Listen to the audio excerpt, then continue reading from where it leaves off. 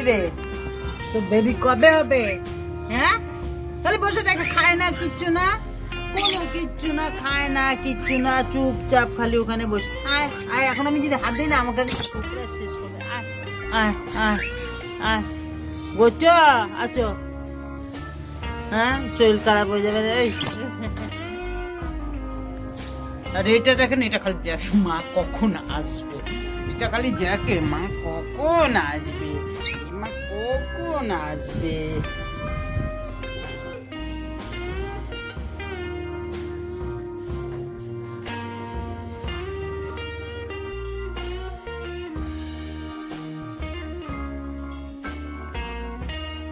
সুপ্রভাত, সুপ্রভাত রানীর ব্লগসে আর একটা দিন আপনাদের স্বাগত জানাই। আপনারাও ভালো আছেন, আমিও ভালো আছি। জয় কৃষ্ণকালী মায়ের জয়, জয় মঙ্গলা মায়ের জয়, জয় সোনা মায়ের জয়। সকালবেলা উঠেই বাসি কাজ ছেড়ে গোপালকে জাগিয়ে আগে মা কালীকে কাছে প্রার্থনা করেছি, ঠাকুর আমার মা জয় কৃষ্ণকালী মা আমার বন্ধুদের সবাইকে যেন ভালো রাখো, সুস্থ রাখো, হাসি মুখে রাখো। বাজারটা নিয়ে আসলে বেশি কিছু বাজার করি, আজকে বৃহস্পতিবার তো তাই একটু ফুল ফল আনছে, ফ্রিজটা সব এই হয়েছে, বেশি করিনি, 2 দিন যাক। এটা তো একটা বাজে স্বভাব জানেন আপনারা, ডাক্তার যতক্ষণ থাকে পেটে ব্যথা হয় না, যে ডাক্তার চলে যায় পেটে ব্যথা শুরু হয়ে যায়। যাই হোক আজকে ওই একটা আমুল স্প্রে প্যাকেট আনলাম আর একটু শসা লঙ্কা, আর বৃহস্পতিবার ফুল মালা একটু ঠাকুরের ফল আনছি, এই আনছি।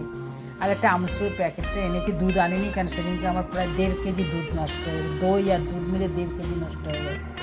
এখন আনি না, 2 দিন যাক তারপরে। একটু গুঁড়া দুধ আনছি, অনেক সময় আছে না একটু চা খাইতে ইচ্ছা করে, এই জন্য। যাই হোক বিছনা টিছনা চাদর টাদর তুলে ফেলাম, ছেলে মেয়েদেরও খাবারও দেওয়া গেছে, সব করা হয়ে গেল। আর এই আমরা বিছনা টিছনা চাদর করে ঘরটা মুছে নিই, ঘরটা মুছে তারপরে চা টা খাবো, তারপরে দেখা যাবে পূজা রান্না ফান্না কী করি। তবে আজকে সিম্পল রান্না করব, আর আজকে বেশি কিছু করবো না। মাছ আছে দিদির বাড়িতে, মাছটা আনতে যাব বিকালবেলায়। তাই ঘরটা মুছে নিই, মুছে নিয়ে তারপরে আজকে ভাবছি সকালবেলা মানে ফ্রিজের জিনিস গুছাতে গুছাতে এইসব করতে করতে অনেক টাইম লাগে। যাই হোক একটুখানি ভাবছি একটু মুড়ি বাদাম ভেজে নেবো, আর মুড়ি আর চা খাবো, লিকার চা তালিবালি করে চালাই, তারপরে দেখা যাক কালকে দুপুরবেলা কি রান্না হয়।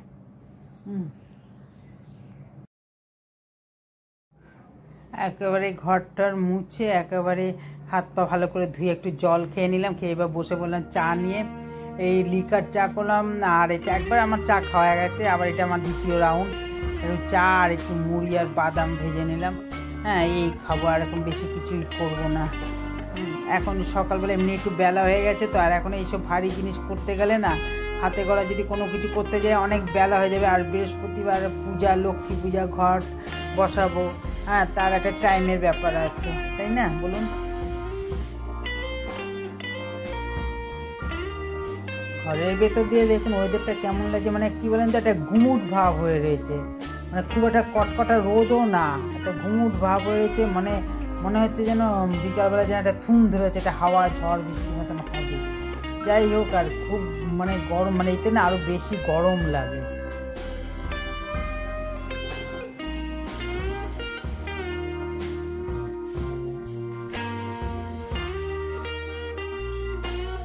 দুপুরে তো একটা রান্না, ওই জন্য রান্নাটা করে নিই, বেশি ঝামেলা নেই, তারপরে পুজো করবো নিশ্চিন্ত মানে। আবার এই করে আবার এই রান্নার মধ্যে, যাই হোক আজকে বেশি কিছু করবো না, একটু ভাত, আর যেটা আমার মা করতো আগে বাসি ভাত যদি থাকতো না, তখন তো আগেকার আমরা তো ফ্রিজ টিজ কোথায় ছিল, পরে সে হয়েছে, হ্যাঁ তখন তো আর ফ্রিজ ছিল না, ভাত থাকতো, তখন মা বলতো কিরে পান্তা ভাত খাবি। আমরা 5 ভাই বোন সত্যি খুব লক্ষ্মীও ছিলাম, এখনকার ছেলেমেয়েরা আর আগেকার মধ্যে তফাৎ ছিল, কত মিল ছিল। একটা হেরিকেন দিয়ে 5 জন গোল রাউন্ড করে পড়াশোনা করতাম, মুখে কোনো আওয়াজ আসতো না। আর এখনকার ছেলে মেয়ে আর আগের মধ্যে তফাৎ আছে। তাই মা বলতো ভাত খাবি, পান্তা ভাত, আমরা বলতাম না খাবো না। তারপর বললো ঠিক আছে আমি তাহলে 2টো ডিম দিয়ে একটু করে দেবো, খাবি ফ্রাইড রাইসের মতন? হ্যাঁ হ্যাঁ খাবো। এত ডিম টিম এসব কথা, 2টা ডিম দিয়ে ভাত করে তো কি সুন্দর 5 ভাই বোন মিলে একটু সুন্দর করে খেয়ে নিতাম, মুখে কোনো আওয়াজ হতো না, মাকে বলতাম না যে ডিম কম হয়েছে।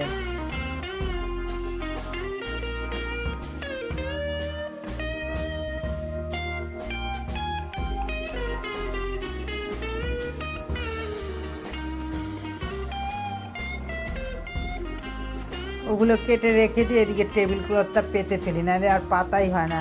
হ্যাঁ, ওটা ধুয়ে দিয়েছিলাম কালকে, তাই আমি বললাম যে এটা একটু ওইদিকে এটা কাটা হয়ে গেছে, ধোয়া হয়ে গেছে, ভাতটাও একটু হয়ে গেছে।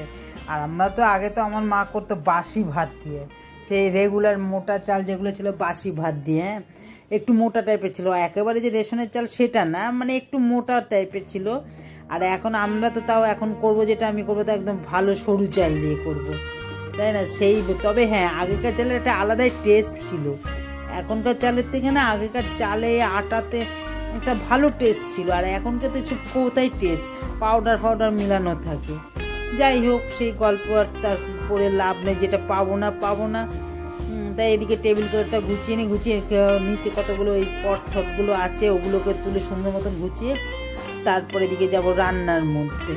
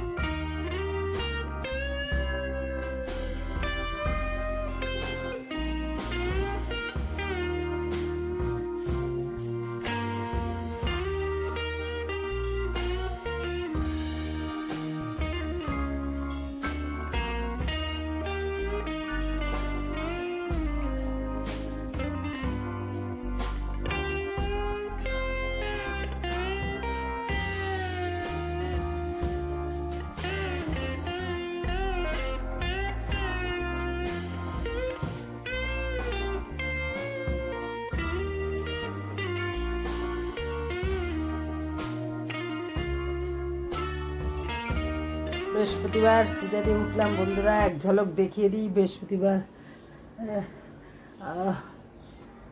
এক ঝলক দেখিয়ে দিই আপনাদের। এই চেয়ারটার জন্য একটু অন্ধকার লাগছে, চেয়ারটা নেবো ওই যে টেবিলের এগুলোর জন্য, এইবার অন্ধকার লাগছে চেয়ারটার জন্য। এইটা এখানে আছে, এইটা নেবো, ওই চেয়ারটা নেবো, একটু কাজটা রান্নাটা এখনো হয়নি তো এই জন্য করিনি। চলুন, আমার জয় কৃষ্ণ কালী মায়ের জয়। মা জয় কৃষ্ণ কালী মায়ের জয়, মঙ্গলা মায়ের জয়, জয় মা, জয় মা। সবাইকে ভালো রাখো মা, সবাই সুস্থ রাখো, যারা যেতেও পারে না তাদেরকে তুমি ভালো রাখো মা। সবাই তো পারে না, অনেক অসুস্থ মানুষ আছে বিছনার মধ্যে দিয়ে শয্যাশায়ী আছে, তারাও যেতে পারে না মা, তাদেরকেও ভালো রাখো, সুস্থ রাখো মা। তাদের হয়ে তোমার কাছে আমি করছি, প্রার্থনা করছি ঠাকুর, তাদেরকে ভালো রাখো মা, সুস্থ রাখো, সবাইকে ভালো রাখো।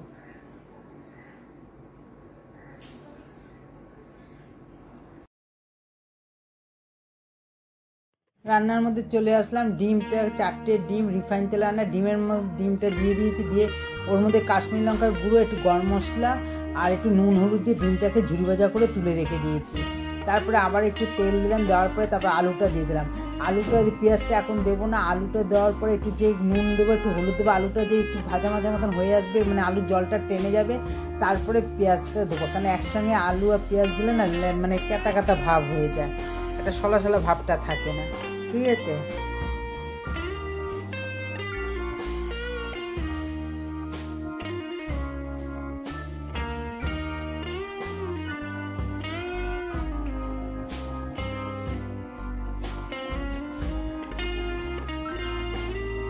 আলুটা দেখলেই বুঝতে পারবেন এই যে ভাজা মতন হয়ে গেছে। এবার পেঁয়াজটাও দিয়ে দিলাম, কাঁচা লঙ্কা দিয়ে দিলাম, 3-4 কোয়া রসুন কুচি করে দিয়ে দিলাম। দেওয়ার পরে দেখুন পেঁয়াজটাও যে একটু বাবার ভাজা মতন লাল হয়ে যাবে, জলটা মরে যাবে, তখন ভাতটা দিয়ে দেবো। আর দেখলেই বুঝতে পারবেন। এইবার ভাতটা দিয়ে দেবো, ভাতটা দেওয়ার পরে নাড়াচাড়া করবো ভালো মতো। আর কোনো মশলা টশলা কিচ্ছু দেবো না, যেহেতু ডিমের মধ্যে একটু গরম মশলা আছে তো, আর কাশ্মীরি লঙ্কা রয়েছে, তাহলে একটু রসুন কুচি দেওয়া আছে, খেতে ভালো লাগবে। এবার ডিমের ঝুরি ভাজাটাও দিয়ে দিচ্ছি, দেওয়ার পরে তারপরে আরও 2-3-4টে কাঁচা লঙ্কা একটুখানি দিয়ে দিলাম। হ্যাঁ, এখানে তো কোনো কাঁচা লঙ্কা বাটা দেবো না, ভালো লাগবে না খেতে। কাঁচা লঙ্কাটা যেটা ভালো লাগবে গোটা কুচি সেটাই ভালো লাগবে। আর আজকে ভিডিওটা এখানে শেষ করে দিলাম। ভিডিওটা যদি ভালো লাগে তাহলে লাইক করবেন, কমেন্ট করবেন, শেয়ার করবেন। আর আপনারা ভালো থাকবেন, হাসি মুখে থাকবেন, সুস্থ থাকবেন। একবার এইভাবে করে খান, দেখবেন সত্যি খুব ভালো লাগবে। তাহলে আসি, টাটা। আগামী নেক্সট ব্লগে দেখা হবে।